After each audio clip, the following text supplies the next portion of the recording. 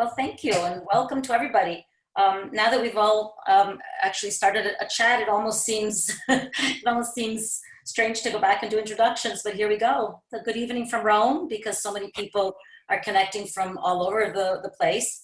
I'm Shara Wasserman. I'm Director of Exhibitions at Temple Rome, and I'm delighted to welcome visitors to our exhibition 2008-2020, 5 MFA Alumni Return to Temple Rome, presenting the works of Gretchen Batcheller, Benny Fountain, Krasner, Fabian Lopez, and Ryan Parker.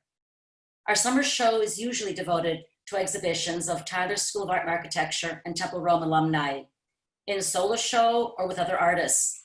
But this is the first time that a grad group has come back together and in a fabulous installation. Rome is so present in their work, and it's so apparent that their study abroad was an exciting, life-changing experience. And the audience will see as I start to talk just how, and you can actually see as you see the show, just how close the works have remained over the course of all of these 12 years. We're always excited to work with our alumni, and as we enter the Temple Rome and Gallery's anniversary year, 55 for the university and 30 for the gallery, our plan is to continue with programs that feature Tyler and Temple Rome alumni. The show this evening is presented on Kunstmatrix, the virtual platform that has allowed us to continue our programming in this particular time. And although a virtual show is not a forever solution, we feel that if it's used creatively, it can offer opportunities. And as we visit the show, I hope that everyone will agree. In fact, the artist approached me in early winter with a request to show together in the gallery. And it became complicated for so many reasons: the transport of large works and the timing for summer teaching commitments, and then of course the impossibility of travel. And that's when Kunstmatrix gave us the solution. We could host the show with more works and larger works and a more complete display, and have the artist present. The exhibition begins in the first room, the room that we're now in, with one work by each of the artists from their 2008 Rome show, entitled Tutti eccetto Gus, everyone but Gus, and Gus is Gretchen's husband and very much a part of the grad crew. The show continues into the second room with a selection of works as they embarked on their professional careers and became mature artists. The format this evening will be as follows. Emily Kravitz will guide us through the show. We'll pause in front of each piece as the artist discusses their work. They'll answer questions, so please feel free at any time to write on the chat, which will be monitored by Barbara Khan. And I thank my colleagues for their hard work and collaboration. A very warm thank you to the participating artists, who I'm now going to introduce. Gretchen Batcheller is Associate Professor and Chair of the Studio Art Department at Pepperdine University. Betty Fountain, Associate Professor of Painting at Baylor University. Krasner is an independent artist living in California. Fabian Lopez, Assistant Professor of Painting at Skidmore College. And Ryan Parker, an independent artist, an art educator, and a recent recipient of the prestigious Fulbright to India. Before we begin exploring this exhibit, the artist would like to read a statement in response to the current crisis in America. And so now I give the word to Gretchen. Hello, everyone. I'm just going to go ahead and read this statement that we crafted together. The artist would like to articulate that they do not wish for this exhibition to detract from the urgent needs for attention and action against systemic racism in America and in the world. The artists share the conviction that art making at a fundamental level serves to promote communication, to fight against shallow and harmful patterns of thought, and to bring light, depth, and vision to human experience. Their shared hope, our shared hope, is that this exhibit, while not able to directly fight against racism, will nonetheless be a small gesture in the right direction, an affirmation of our shared humanity, and a voice for insight, equality, and peace. Thank you. Lovely. Thank you, Gretchen. All right, I think we can now enter the show. We're going to stop for a moment in front of, so there are texts. It's a wall text that explains the show and introduces the artist, brief bio, and then there are artist statements, which will stop also, but briefly, but I'm not sure, but you can always go back and follow it on our website.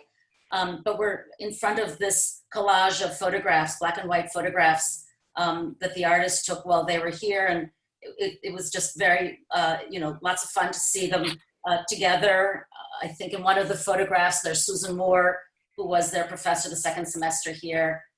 So a little bit of nostalgia, but a very, very pleasant nostalgia. Okay. Huge nostalgia, huge. Yeah, and you're making us feel younger. Excellent. So Thank the first artist that we'll introduce is Ryan Parker.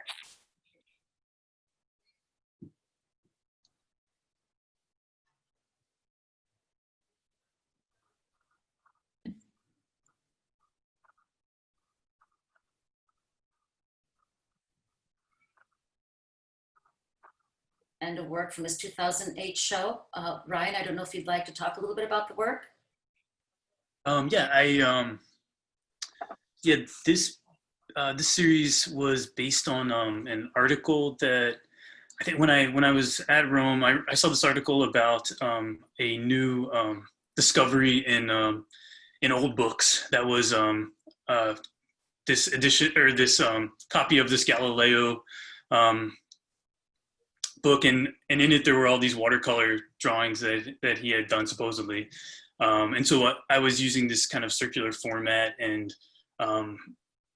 just kind of letting the drawing happen organically through this template, and did a series with a bunch of these kind of like planets that just kind of evolved through drawing, and just kind of exploring that template. And what's so funny is last night I was looking at Netflix and found a documentary about that Galileo book and those drawings, and apparently they were fake. So this was based on forgeries of Galileo drawings. So or that was what I was inspired by. So the next work is Benny Fountain, his statement.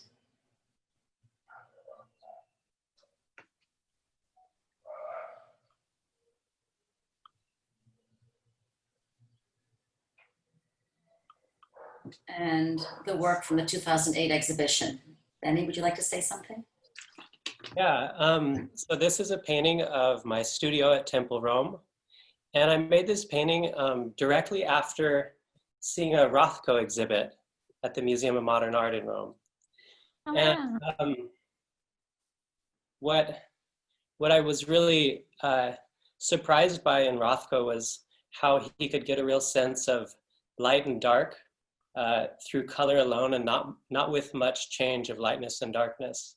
So this painting, if you were to take a photo of this in black and white, there would be hardly any visual difference between things because the values are all so close.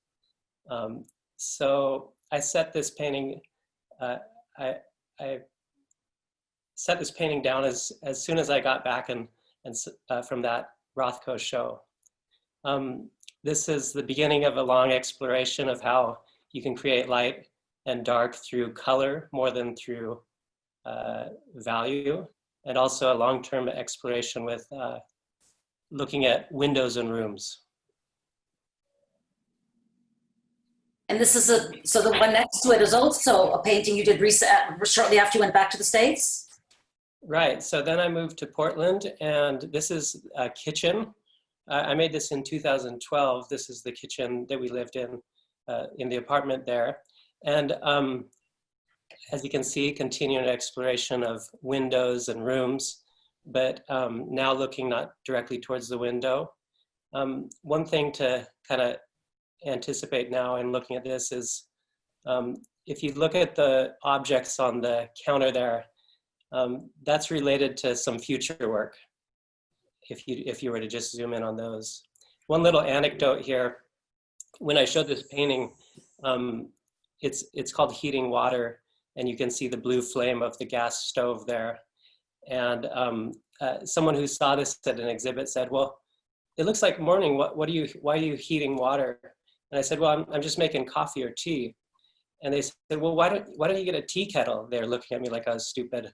And so now, let's see, 8 years later, or I still don't have a tea kettle, and I don't find any urgent need to get one. Thank you. Okay. We got a comment also from Roberto Caracciolo, who is writing, Rothko's favorite was Bernard, whom you reached through Rothko. So he was referring to your piece. Well, yeah, that's a excellent connection there, the Bonnard too. That's right. Benny, I remember that mustard color so well of yours. Yeah, that mustard has stayed with me up to the present. Good. Okay, the next artist is Krasner, whose statement now we'll stop in front of for a moment.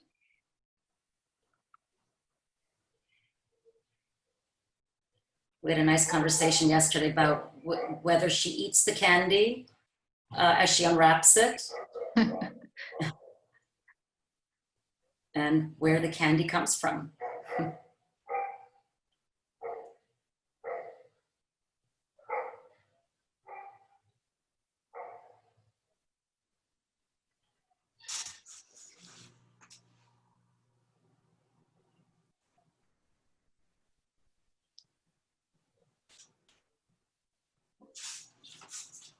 Would you like to say something about the work?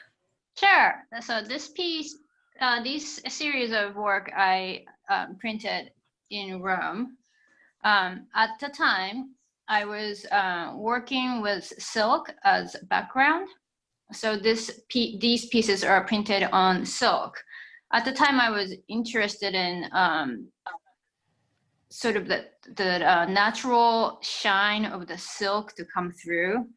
And the ink of the print ink is very matte, so it kind of plays this darkness and shimmering light within these pieces. And Mario was a professor of printmaking at the time, and he's the one showed me this technique of what's called sugar lift. So it's an etching process. That Mario and I kind of worked together to create this piece. Great. I wish he were here with us also. Okay. And his epic rings and brooches. Yes, in fact. Fabian Lopez, we're stopping now in front of his statement.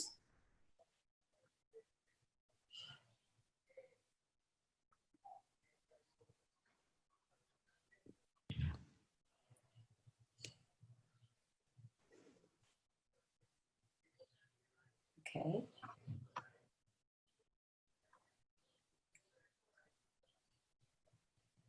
And his work from the 2008 exhibition. So maybe I'll just talk about the process of how sort of I got into this. This is actually a painting that was based off another painting I made, a smaller one. I usually work like that. And then the painting was pretty much based off of my experience of going into Ostia Antica, finding a rock and seeing the way the light was hitting there. So that was the initial go at it.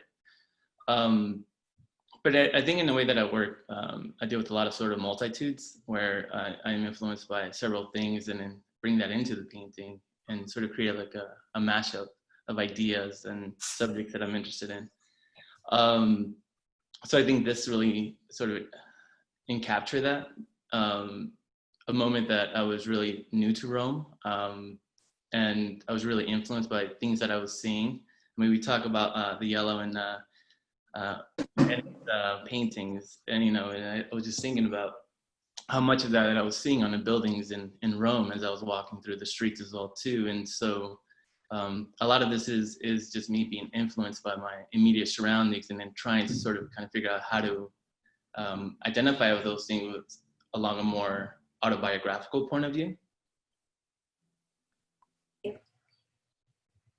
Should we, so the two paintings on the walls next to Fabian's are again Fabian and Benny, but they're later works. So let's move on then to Gretchen. So we stay with the early works from the 2008 show.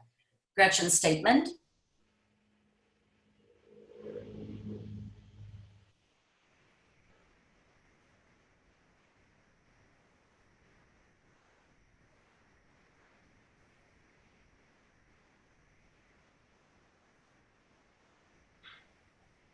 and Gretchen's piece from the 2008 show.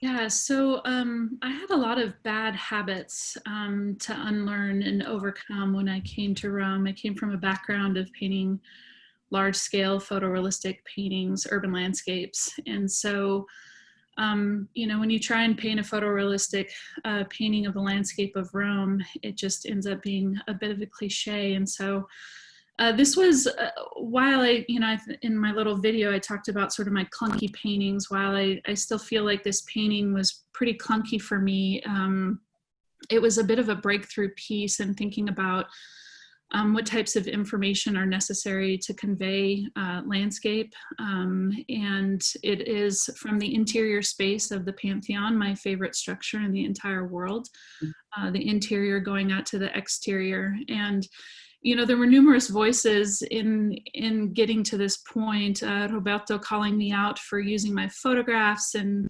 attempting to paint the textures and colors of Rome, which I still recall him talking about looking like the flesh of your skin. And also Frank in his early Renaissance art history class, how informative exploring the early Renaissance was, and particularly thinking about the human form and placed within structure, and those structures created with our forms in mind. And so that opened me up to think about other aspects about space and location in ways that I hadn't. I spent my whole first semester practically doing blind contour drawings. I made a lot of really awful works of art, just trying to unlearn bad habits. But this was a pretty important piece that led me into my next year in Philadelphia. Thank you. Benny and Fabian, should we go to the piece that's here on the left wall? Yeah, yeah. Sounds good. Okay. Sounds good. Okay. Benny? Okay, yeah. You know, in my conversations with Fabian over the years, we've shared a lot in common in thinking about two things that might sound a little bit unrelated, but you know, one is memory and the other is really formalism. And I'll also bring into that dialogue, you know, related to memory, nostalgia. In my earlier years, or back in 2012 with that kitchen heating water painting, I got a lot of comments about nostalgia, which really irritated me. But over the years, I've come more to peace with it. And what I mean by that is, you know, I think that in, you know, anytime you're looking at something in the present, and this painting's called Things That Exist, anytime you're looking at something in the present, it brings up all these memories. So, you know, nothing that you look at is very straightforward. And so I called this painting Things That Exist. And I remember one critic who wrote about this painting, he thought that my title, Things That Exist, was tongue-in-cheek, but for me it was just a straightforward description. And, you know, representation is never straightforward. And so that's what I think of nostalgia and memory, and a mashup of all that and formalism. I don't know if, Fabian, you have something to add into that conversation? We've always spoken about how we swing between representational and abstraction, or there's always that sort of midpoint. And I think it's also in the way that, because we spoke about this too, and how we interpret things and how we look for things wherever we're at in that way. Yeah, I mean, I think that's. Should we stop in front of your work here on the right? Sure. Fabian? Yeah. Yes, Emily, yes, perfect. Thank you. So this is also a more recent work. I believe it's 2016, 2017. And this is once again developed through a smaller piece of work that came from a drawing. And I think the original drawing was based off Goya's Disasters of War series. And it was just something that I always sort of like pull for images that I recognize something that I should just go ahead and play with, or just get the work started. But since the composition has been sort of, as what I call like played out, that I've worked with it so much more. And then given how there were certain things that happened while I was making this, I did lose someone really important. And so I knew that I wanted to play with those ideas and then start attaching symbolism in relation to what I was experiencing, even though if I was working with a composition that I have already known. So this is sort of a start of a transformation period for me as well too, and how I'm thinking about things as well.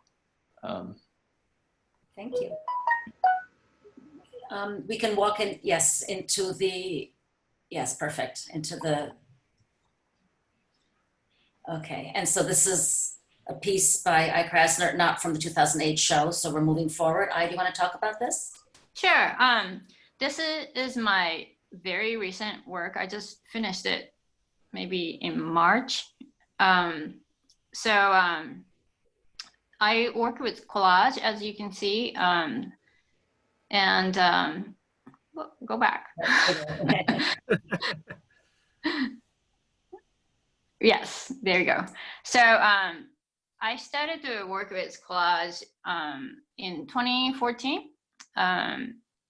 What happened was in 2014, I had a studio in Santa Fe, New Mexico, and that complex burned down. My room survived, but it was run illegally, so the city came in and shut us down.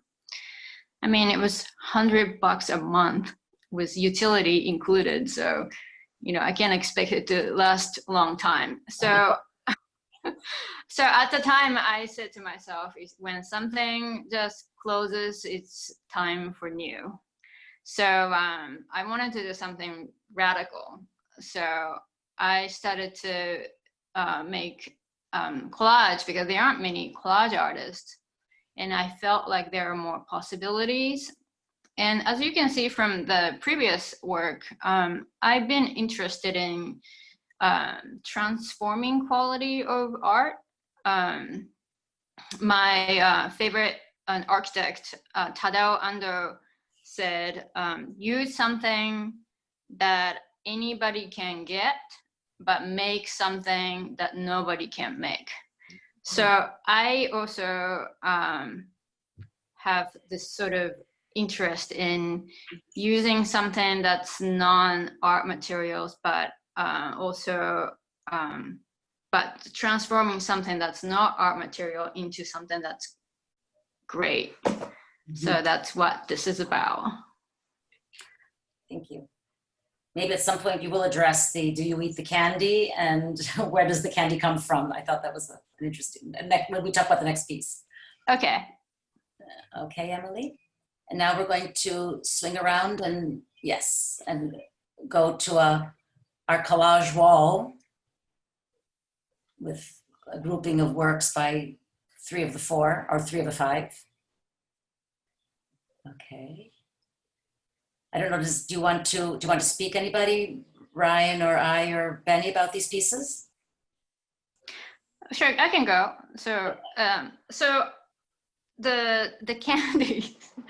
So I started with American candies because it's very accessible. What happened was I used to go to a grocery store, and every time I walk through the candy aisle, I get sort of energized because all these graphics are so incredible. So I bought a candy called Airhead, and it has really cool graphics, and I was displaying it in my kitchen. And so I started to collect all these candies, and that's how I started. But the problem is the American candies are good. Like the first couple candies taste very good, but then you started to wonder, what's in this stuff? It tastes kind of like rubber to me. So it's very hard to consume. So when I moved to Los Angeles in 5 years ago, I was very excited because I get to have, try different cultures. And so I went to this Mexican candy warehouse and I bought these samples of all different kinds of candies, but I can't read the packages. It's all in Spanish. So I have to just try them out. So when I started to try those Mexican candies, they're all spicy. I don't understand it at all. Those candies shouldn't be painful. Every single one of them have red chilies inside. And the one in particular that I use for the artwork called the Mexican Candies, when you open the candy, it's powder and they get to my eyes. I would be coughing as I'm opening these candies and they're all spicy. So I could not use Mexican candies for a long time for that reason. So I moved on to Russian candy. I found this Russian candies. I don't know if any of you have tried Russian candies, but they are wonderful. The packages are well designed, and inside a lot of them have this like a velvety chocolate, and inside has wafers and speckles of this caramel crystals, and there are lovely candies. So I have been using a lot of these Russian candy wrappers for my recent artworks. Should we look at the video piece now? Ryan, would you like to talk about the piece on the wall in front of us, or should we move to the video piece? Yeah, I'm sorry. Yeah, can you hear me? Yeah, so I think another influence that I started doing a little bit later after I left Rome was from Piero. When I was in Rome, we got to see, in the printmaking class, we got to see some of his works in person, the Carceri series of his imaginary prisons, and they're kind of works that explore the artist's psychology through this imagined architecture. And so I kind of started creating my own architecture through a 3D modeling program, and using it as a sketchbook and being able to walk through it and take photos and kind of use that as source imagery for some of my prints. And I was interested in creative space and digital space too. And this was a animated GIF that was made from 20 etchings, and it kind of loops around the corner. And repeats forever. Thank you. Okay. We're going to move to, if I'm not wrong, Gretchen's wall. We should animate Piranesi.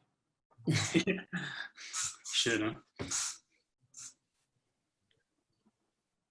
So these two pieces, Emily, if we go to the piece on the right, that was a painting that I did that was included in my MFA thesis exhibition in Philadelphia the following year. And so a lot of this sort of fracturing and minimizing of space that I started to pick up in Rome. And Roberto mentioned my my blind contour drawings, like these constant strips of contour drawings and rolls of contour drawings were a huge part of that sort of understanding space and that sort of economizing space.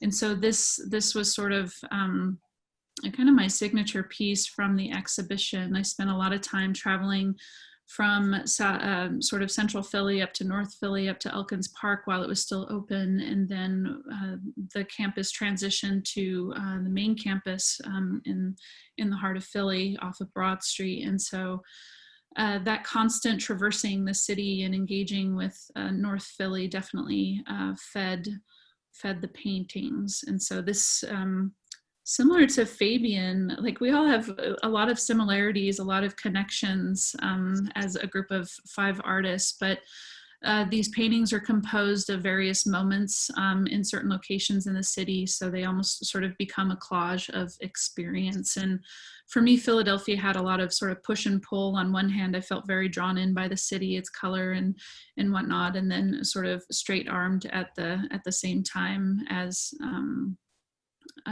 yeah. And so then the piece on the left then is from a series I did. I've had the fortune to attend an artist residency in Istanbul over a period of time, and so I received a grant to travel to various Christian/Byzantine sites in the city, and I photo document the spaces, and sometimes the structures actually still existed, like the Hagia Sophia being one of them, or the little Hagia Sophia, and then the spaces were just not even there. And so I wasn't only documenting, photo documenting the spaces and interiors and exteriors, but also the neighborhoods that they were in. And so again, continuing with this sort of collage of experience. And so this piece was from an area around the little Hagia Sophia in Istanbul. So. All right, and now I think we turn the corner, and if I'm not wrong, it's a wall with two works. Oh no, yes. So, oh no, another collage wall. So two of the three artists together. I don't know, would Fabian, would you like to talk here? Yeah, I could. So this painting was made, I think, 2 to 3 years ago, or something around there. But it was also was made in my office in Saratoga Springs, and it was just a time period where I was trying to figure out how to work. I didn't have a studio or access to one whatsoever, and a bit of it was, you just have to move the paint around. Another thing is with the ideas that I do have, try to work those out. And just see what happens. And so I've always been interested in this sort of idea of like slow wave, which is the stage between sleeping and then being awake. I'm also interested in theories of non-locality and sort of identifying the place that you're in, or like the land that you're in, but not knowing exactly where you're at. And that really triggers another thing that I'm interested in dreams, and they almost becoming this alternate reality that you just can't grasp. And I think all of that is tied in within how I grew up and the stories that I read or heard from my parents. And then that's really sort of enrooted in the culture that I was brought up in LA. And so, although that you may not see that, all of that is there for me. Like when I'm, even if I am just pushing the paint around just to continue to make the work. Big change from the work that we were looking at before in the first room. Yeah. I mean, I find that the work does change wherever I move. Mm-hmm. And I think a lot of it is, I mean, Benny mentioned something about this nostalgic quality, right? And I think there is something there, but it's always trying to sort of, how do you create a mashup of those moments with the present? Like, how do you kind of sort of create that time mashup?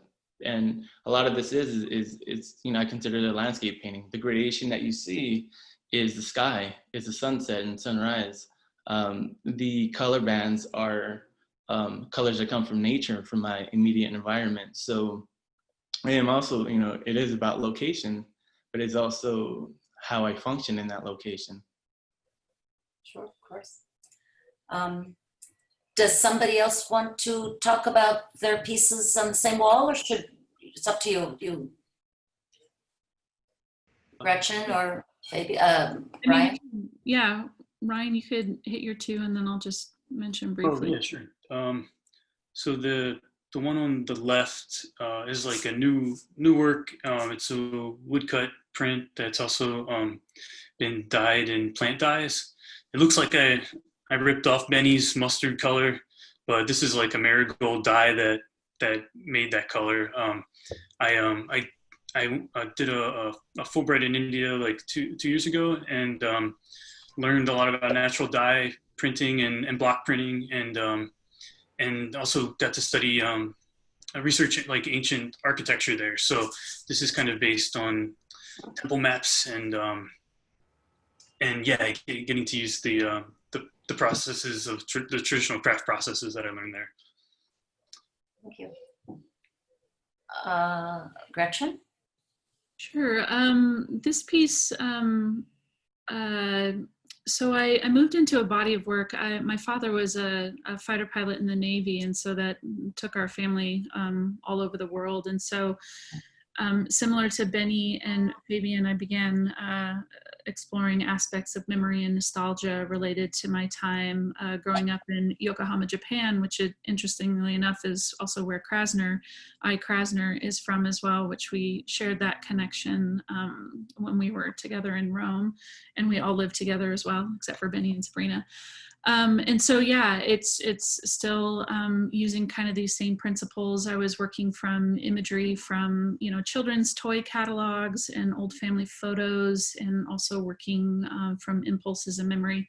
And this is where I started using airbrush. The gradations in the background are airbrush and sort of a combination of acrylic and oil paint. But even though the work becomes more about memory and nostalgia, and maybe a little bit more explicitly figurative, it's still essentially the same exploration of space and locality. Thank you. Okay, and now should we swing around the wall? And yes.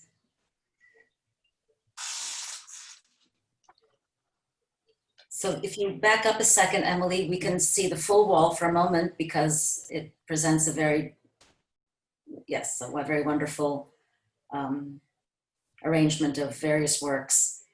And then we can slowly get closer. Benny, would you like to talk about this very, very recent work? Right, yeah.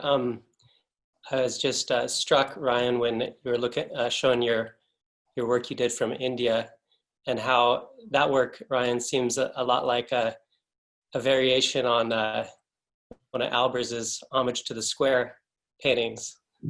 And these paintings were done in response to a residency I did at the Albers Foundation, and his works are housed there, and you can go look at them in depth. So I would just look each day at those for a couple hours and then go work out color ideas back in the studio. And then returning back to this idea that Gretchen and Fabian have touched on of a mashup of various times in one painting. So I made these paintings after coming back, from the Albers residency, and then while I was here in Texas. And this painting, the motif is that same kitchen that I painted with the heating water painting in 2012, but now it's done from memory alone. And there's a window view, not of Portland, but of the Idaho landscape of my youth out the window. And I also think that this refers back to this yellow and violet idea that I first got from Rothko and in that first painting from Rome. So I think I really have come to terms with nostalgia. And I see it not so much as a weakness, but just as a reality built into the way we see things. Another thing I'll mention real quick is that these two paintings are one painting. So those two go together. And the idea here is that there's things in one painting that you must have in order to properly see the other painting. So, and I have a little more to say about that, I think, when we get to the next couple. Okay, should we go to your next couple and then come back to Gretchen maybe, so you keep the conversation going? Why don't you just stop there Okay. on Gretchen? That's okay. That's great. So this piece continues on with this idea of exploring the nostalgia of my childhood and growing up in Japan. It's a part of an ongoing body of work that I've been working on. About a year into beginning to paint this work, I was a part of diversity and inclusivity training here on the campus at Pepperdine. And what I began to recognize about these paintings and about my story of growing up in a military family was a recognition of my family's multi-generational involvement really in the militarization of the Pacific, and acknowledging that in my story, as a child of a dependent who was being moved all over the world, really around the Pacific. And so I began to more intentionally acknowledge, not only in the way that I was thinking about the paintings, how I'm writing about the paintings, about my white privilege in those spaces. And so a lot of what, the way I see these now is sort of as my family's presence, is kind of disruptions is the word that I still keep coming to, that in these spaces that are also incredibly meaningful and formative to me, and negotiating. It's really difficult to convey this in paint, right? To sort of, it's an imperfect medium to convey all of these types of things that I'm thinking of. But this continues to be a part of the work, is this acknowledgement of my family's history in the Pacific, and the devastation that it has really brought certain communities, countries, environments, ecology, the whole gamut. So I've still stayed in these paintings that surround my experience in Japan, but my family was also stationed in Hawaii for a period of time, and so I'm now beginning to process imagery and memory and whatnot to begin sort of diving into that body of work as well, where I was slightly older, I was near my teen years, where I was more apparent of what my presence meant in Hawaii than being aware of it as a very small child in Japan. Thank you. We can, let's stand back and look at the wall again, and then move to Benny's diptych, and then we will end with Fabian's piece. Yeah, so picking back up on this idea of a pair and what the reason is for having that pair, I think I need to talk a little bit about, I saw in the chat room here that Roberto was asking about, what did I mean by formalism, which movements? And I think what I mean by that is, a key feature, you could say, of modernist painting was an exploration of what pure color as color could do, what pure shape as shape could do, independent of representing something. And so in these years since Rome, these years since 2008, a big question has always been, well, what does it achieve when you're depicting something versus what does it achieve when you don't depict something? And I noticed that on the right painting, that painting has a feeling of calm, solid tranquility that is slightly lessened by depicting things like the countertop and that you see in the left painting. So by working in this kind of dialogue back and forth between depicting things and abstracting things, I think what I'm trying to do is explore the expressive power of that spectrum. And again, you'll know a key feature here is this meditation on these opposites on the color wheel of yellow and violet. And again, if you took a black and white photo of these paintings, hardly anything would show up. Thank you. We also have, can I just say goodbye? Oh, Piero. Oh, Pia. I'm sorry, but I unfortunately have to leave. I'm very impressed and very happy. not only to see the work, but to see you and to hear you speak. You have been very important to me. So, It's wonderful to see you both. really, really, it was very, very nice to see all of you. And I'm going to write to you about my impression. Okay. That would be lovely. Pia, you were always so good to us. You took such good care of us. We were often gathered around her dinner table for amazing meals. And so it wasn't just the care that you gave us in our studios, but also outside of that space. Thank you so much. And Peter, a wonderful painter that we always had wonderful conversations with. Absolutely. Great to see you. Great to Thank see you you. all. Thanks. I'm sorry we have to go. We've got And thank you, another Shara. appointment. Bravissima, grazie. I'm going to write to all of you, okay? Bye-bye. Ciao, baci. Ciao, baci. So Benny, before we move on, our Dean Emilia Zenkina says in the chat, I really like this set of four. Is there a reason why they were not placed together? I guess, I don't know if that's a question for you or for me. I would have to hand that one to you, Shara. I like the way you've done it. I thought it was interesting to show the relationship that all of you had with each other. So to put your works and other works in a different, in a different organization brought out the similarities, the differences, the affinities that you had with each other, which I think is what comes out in the show, just how close you are 12 years later and not having worked together in these 12 years. So I don't know if that's the right answer, but there you go. Yeah, I would agree. I like that. Yeah, there is something about the presence of the yellow that you share, and that Shara also remarked today as we were,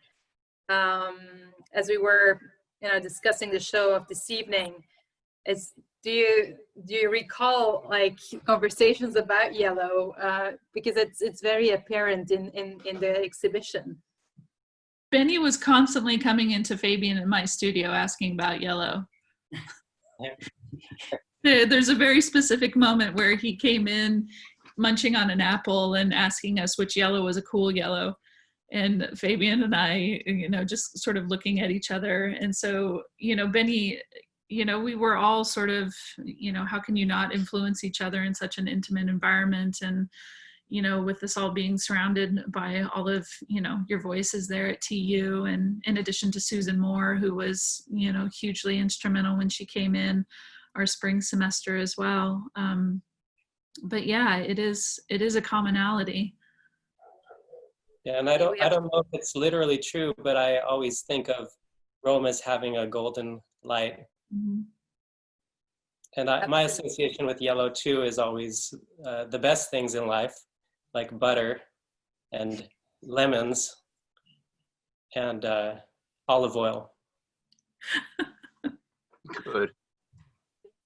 We also have somebody, Shana Waddle, who was asking, what does the exhibiting artist, at that time it was you speaking, can you explain what does it mean? Oh, I think that's an inside joke. It's it's something that I believe we were saying our second year of grad school, where if things got sort of too complicated or too lost, or if someone was kind of speaking too artsy, we would turn around and be like, what does it mean? What does it mean? Yeah, in a joking manner as well. Shanna is one of our classmates from Philadelphia. She was a year behind Fabian, Ryan, and I in her graduate. Yeah, and she was, Shannon and I, we went to undergrad together, and we actually shared a studio after graduate school together too. That's great to hear. Yeah. We also have William Weaver saying about Benny's work, great characterization of nostalgia. And somebody, Patricia Stepp, it is a privilege to see your work here. Your dad gave me the heads up, Benny. Oh, thanks, Dad.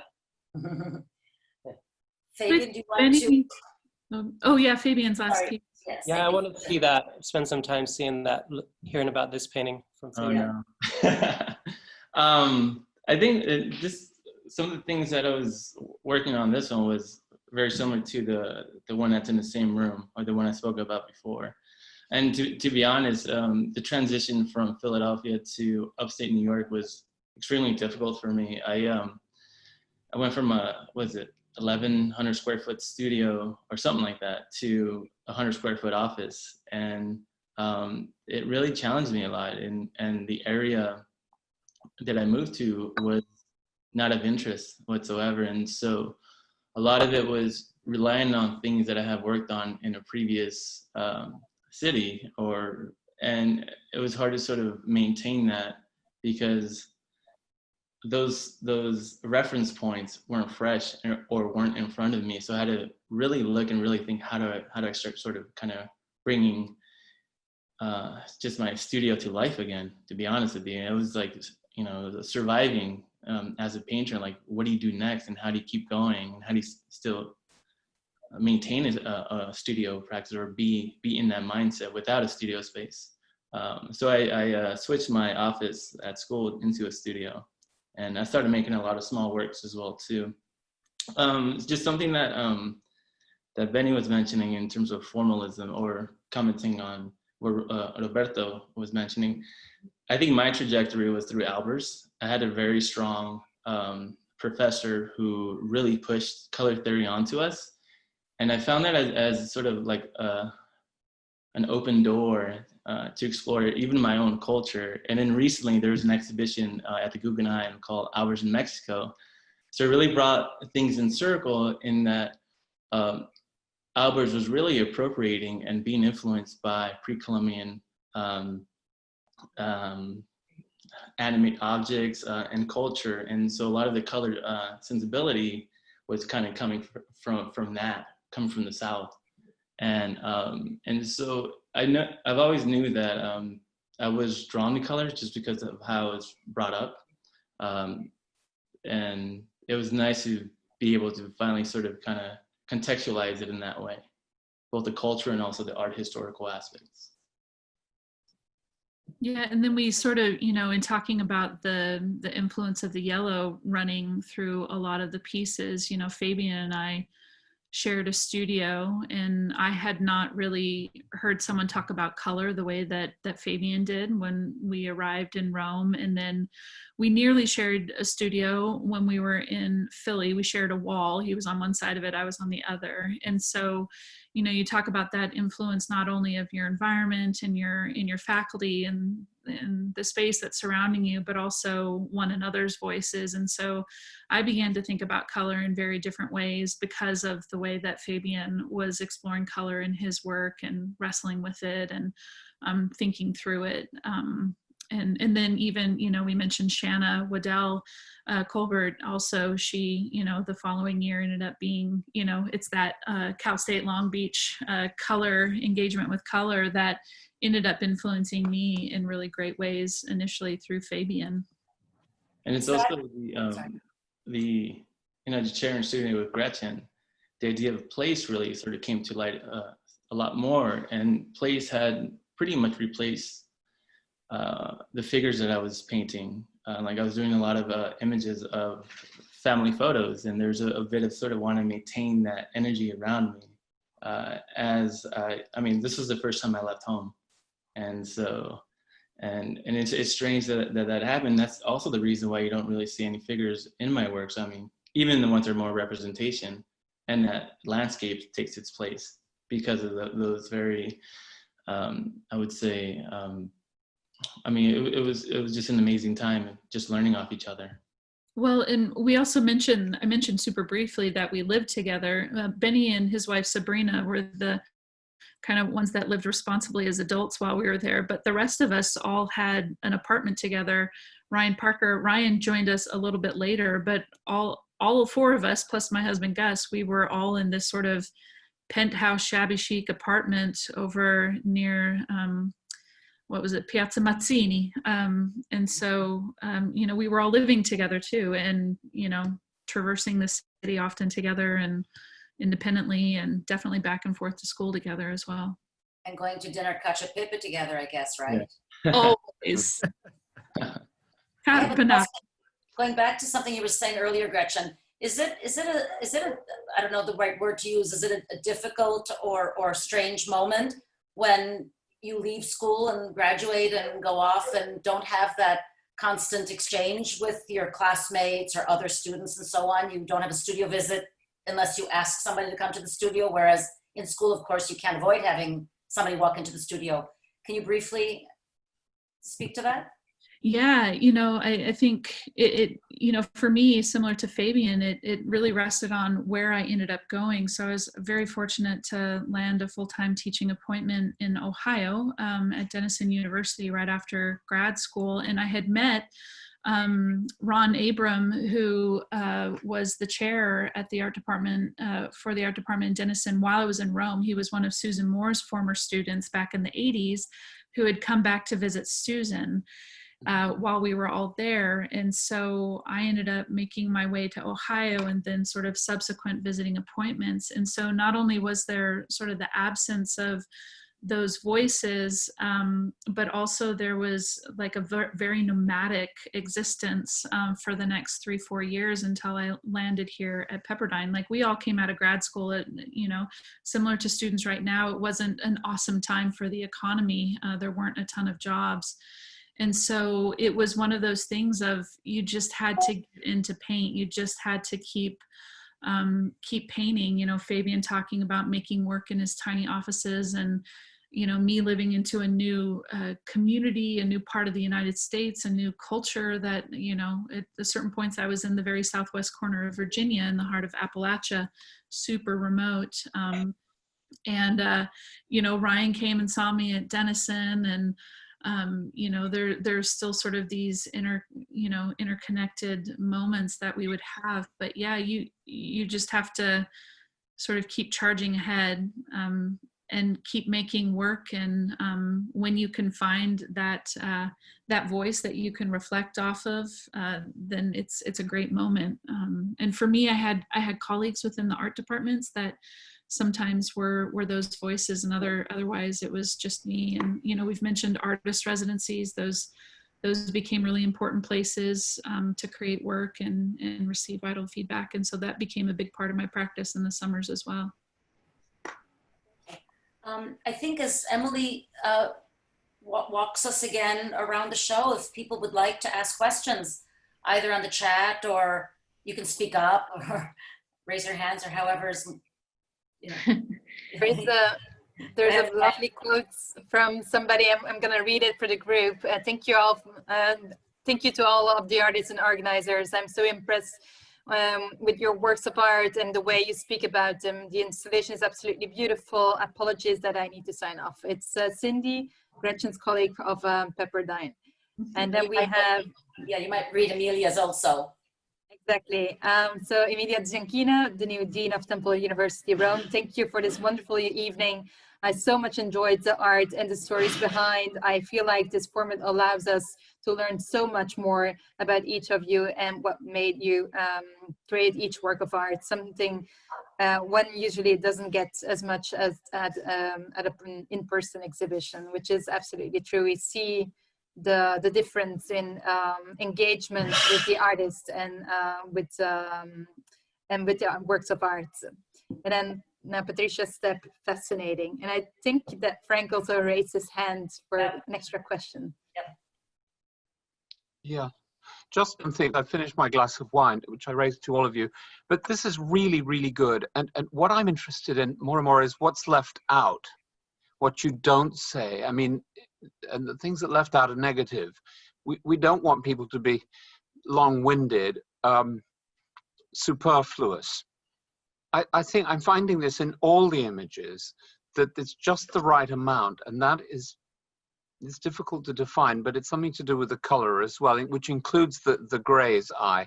That includes the shades of gray. But there's something about, you all know, even when you compose music or write a good piece of writing, what to edit. And this just has a great balance. So thank you very, very much. This is a beautiful view. You can stay here for a minute, Emily. Go back just a little tiny, just an inch, so that we see, yes, so we see Fabian's piece on the side also. But do you see what I mean, looking at all of this? Do you see? And speaking to Benny's point as well, which is what you sort of can remove and how you can use color, and then how it becomes more abstracted. and what you can put back into it again. But it has to balance out, because I mean, you know, it's a two-way thing. We're looking at it, we're reacting. Otherwise, it stays in the studio. So thank you again. That's Frank DeBell, right? Yep. Yes, it is. Frank, it's so wonderful to hear you, and I will add one more thing, and that's the work that Frank introduced us to, and for me it was especially the works in Florence of the earlier Renaissance painters, Giotto and Masaccio, Fra Angelico, and especially Frank, as you well know, Piero della Francesca, and Piero. my love and long time engagement with his work. So I want to thank you for what you gave to us. You're so welcome. You know what I'll do? I'll put some together and send you some close-ups of the Resurrection by Piero, which, since I've seen you all last, I've been on the committee for restoring that painting, which is, I'm going to get teary-eyed, one of the greatest privileges. Of course, I was the only foreigner, not really hands-on restoration. We were a supervising body. But the colors and the abstractions in there close up, which have been revealed just by a light cleaning, basically, goes back to all the tonalities we're seeing here, these purples and yellows and sometimes very bold, but just fun as well. So I'll try to put a few images together, which are not for publication because they haven't released the official ones fully yet, but close-ups while it was being cleaned, which I hope you'll like. Anyway, buon appetito, or whatever it is you're having, coffee, lunch on the other parts of the world. Jay and I have to have dinner, so thank you again. Thanks, Shara, too. Frank, thank you. I absolutely Thanks, second Benny's comments about your class. So hugely instrumental in my development as an artist as well. Like, I've since, as you know, because I always send Frank some photos of our pilgrimages to go see Piero della Francesca paintings whenever we're back in Italy. And so, yeah, I'm forever grateful for the time spent with you and your class. Ciao, ciao. Ciao, Frank. So people have been asking if the show and the conversation has been recorded, and it has been. So you can go on the Temple University Rome website and not only enjoy the exhibition at your own leisure and pace, read the text and so on, but also the recording. And then on the YouTube channel, the video collage of the 5 artists speaking about their experience in Rome. So please do, and also on our website. So please do, enjoy it on your own time, your own pace.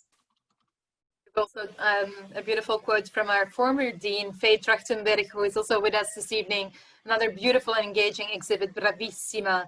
And Debbie Irwin, this is an amazing exhibition and experience, so rich visually, so interesting to see the early, later work and to hear from all the artists. Thank you, and Shara and everyone else.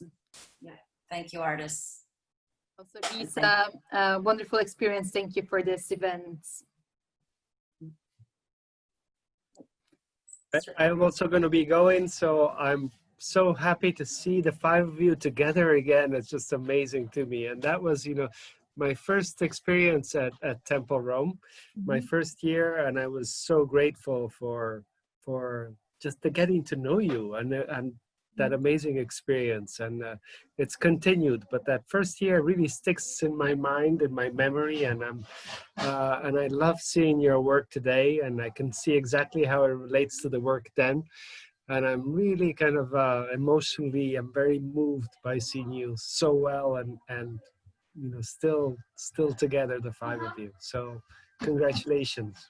Yes, Roberto, you were also such an important voice in our lives. Like it's just incredible. We see each of you, and it's just like there's so many moments, so many words that are still rumbling around in my head from sitting in critique with you and having conversations with you that still are relevant for my work today. If we talk about nostalgia, we can actually... Real nostalgia. Yeah. You'll all come back to Rome, come back to Rome again. Next summer. They will. Next summer. Yeah, exactly. Yeah. When the vaccine is out and we can all move around again. That's right. Yeah. Great to see you, Roberto. Ciao. Great. We have Elizabeth Schmelzel. This was lovely. Benny is one of my closest friends, and I've heard many of the names of his fellow artists, and now I have the faces and pieces of art to put together with those names. Thank you all for bringing a bit more beauty and thought to us all. And Gianni Maranjo from Temple University, Rome. Thank you, everyone. I really enjoyed it. So happy to see you all. Congratulations. Yeah. And I'm probably gonna embarrass you, Shara, but you were also such an important voice for us too, engaging us with contemporary art. I was waiting for you to say something. Forget the embarrassment. No, Shara, you were so important for us too. You know, we were learning about the early Renaissance with Frank. We were with Shara out traversing across town and studio visits and with artists, contemporary artists in town, like all of those people that you exposed us to, Maxi and Macro and, you know, all of those spaces. And of course, your words and critique in our studios as well, like just super formative as well. And, you know, we've all been still connected to you in some way, shape or form. I love that I get to see you every couple of years. And yeah, and you're the one. My grads, as we say, right? Yes. You're the one who it was in your class that you brought us to that Rothko exhibit. Mm-hmm. Oh, how about that? Yeah. So, Barbara, do you want to keep reading the chats? Yes. There's some nice things. Yeah, and we have actually also a question for the group. So there is this commonality of spatial fragmentation throughout everyone's work. Fabian mentioned an interest in this idea of the in-between. Everyone's work seems to be simultaneously dissecting information and also navigating it. Is this fragmentation created through the reliance of systems, or does it come more spontaneously, or both? Yikes! That's for you. That's for you, Fabian. Oh, I thought that was for the whole group. Okay. Or Krasner. I think both. I mean, I think, you know, it's hard not to think about what was pushed onto you in undergrad and grad school, and the names are given. And I remember that just being drawn to Cubism and how they're dealing with fragmentation and time. And then, of course, you know, you go through the champions in history who dealt with, you go through the Impressionists and so on. And then maybe a certain systematic, I was developing grids as well too, but I think I'm more interested in the concepts of time and space, given just the culture that I was brought up in, and given this idea of the other. Both of my parents are from Mexico. They navigated here, or they immigrated to the United States. So there's always this sort of conversation about the past, right? And so I think for me lies more conceptually, which triggers a spontaneous moments in the studio. Yeah, that's a really interesting question, and you know, I think that it kind of touches on an idea of dissection, as Jordan mentioned, or maybe deconstruction. And I think especially that what I'm always thinking about isn't so much deconstruction, but constructing. So you could think of it in terms of synthesis, as we've talked about a lot, and probably add to that the idea that, you know, photographs, or you know, they take a snap of one moment in time, and I think that while photographs do certain and wonderful things, I think one thing I love about painting is its ability to improvisationally piece many things together, so that they are not so much a cubist kind of trick or something, but so that they are indeed more true to life. So true, quite true. There's another nice comment on the chat from Valeria Albani from the RISD European Honors Program in Rome, who says, thank you for this very interesting event.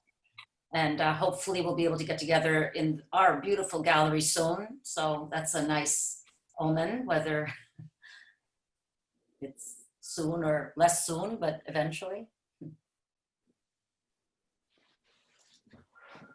All right. if there aren't any other questions, any questions? Do you artists want to? Oh, so Alice Abreu also says, oh, a totally unartistic tax professor from Temple main campus who comes to Rome all the time. She should have been in Rome now, but clearly couldn't. She says it has been fascinating and so inspiring to hear from the former students' connections to their professors, to Temple Rome, and to each other. Thanks. So it's very nice, a nice cohesive group of artists. Thank you, everybody. Shara, if we don't have any other questions from the group, I would suggest that, yeah, to thank everybody who was with us this evening, especially the 5 artists, you, Shara, as a curator and the director of exhibitions, also of this virtual gallery space that Temple Rome now offers. So anybody who was with us this evening, thank you for joining us. Shara, would you like to say some last words to the group and to the artists? Just bravissimi, and thank you all. Big applause, and I see you soon. Yeah, everybody for joining us. Any other questions, you can follow up on the exhibition on our TR website. So there you can find the exhibition and also extra links to our artists that created videos about their works of art and their influence of Temple Rome in their artwork. Can be found on the TUR YouTube channel and on our social media. Obviously, we hope to see you very soon and next exhibition online or maybe in situ in Rome. And for the artists, I really personally hope to see you once live in our Villa Caproni in Rome, back with more work. So it has been lovely to meet you all. Thank you. Thank you. Thank you. Thank you, everyone, for joining us. Emily, also for guiding us through the exhibition from behind the scenes, and for much more work that has been done to set up this beautiful exhibition. Shara, thank you again for this beautiful exhibition again, and for featuring these 5 artists, and everyone who is with us this evening from the States or from elsewhere in the world. Have a lovely afternoon or evening. Thank you, Barbara, and good night. Thank you, everyone. Good night, Thank everybody. you.